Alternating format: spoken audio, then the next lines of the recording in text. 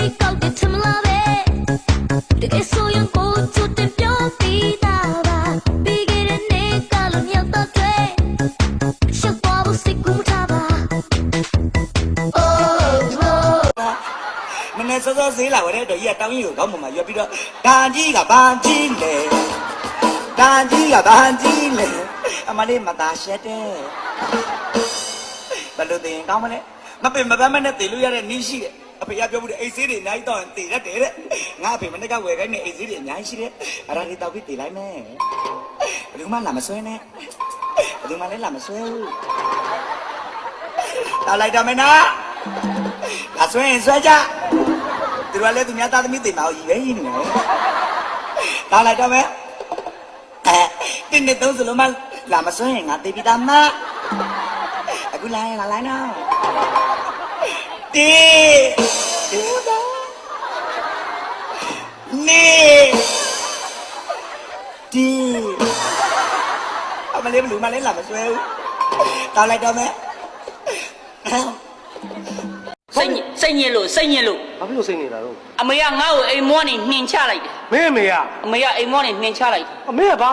ဘာလုပ်လို့တော့ငါမှဘာအပြစ်ရှိလဲကွာအရက်တောက်တယ်ကွာဖဲရိုက်တယ်ကွာတငယ်ချင်းတွေနဲ့အပေါင်းအသင်းတွေနဲ့ဘောလုံးကန်တယ်ကွာနောက်နှလုံးဒီလေးတွေပါလေးရှိတယ်ကွာဘောလုံးဝဲလောင်းတယ်ကွာဒါလေးပဲရှိတာငါအမေကငါ့ကိုအိမ်မောနေနှင်ချလိုက်တယ်ဒီလောက်လိမ်မာတဲ့သားကိုနှင်ချတာဒါမင်းအမေဆိုးတာဒီလောက်လိမ်မာတဲ့သားချောင်းဆိုးနေလို့စေကန်းသွားပြတာဆရာဝန်ကဆေးပေးလိုက်တယ်အလုတ်ကမအားတော့ခုချိန်ကြီးဆေးရမတော့ရသေးဘူးဆေးတောက်မယ်ဆိုပြီးလိုက်ရှာတော့ဘယ်နေရာထားမိမှမသိတော့ချောင်းဆိုးကမပြောက်သေးဘူးဆေးတွေကပြောက်ကုန်ပြီဆရာဝန်ကလည်းတေချာမှာလိုက်တယ်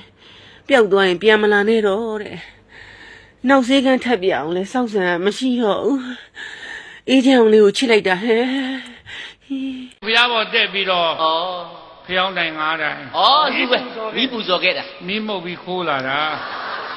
နင့်ကဘယ်မှာလှူတော့ခိုးတာလူချင်းစိတ်နဲ့ခိုးတာမဟုတ်ပါဘူးဖျောင်းတိုင်9တိုင်ကိုအေးကြိုပလိုက်ပြီးတော့အေးကြိုပြီးတော့ဘာလို့ဖျောင်းတိုင်ကြီးလို့ပြီးတော့မှပြန်ပြီးတော့ပြန်ပူဇော်တာသွားရောင်းစားတာ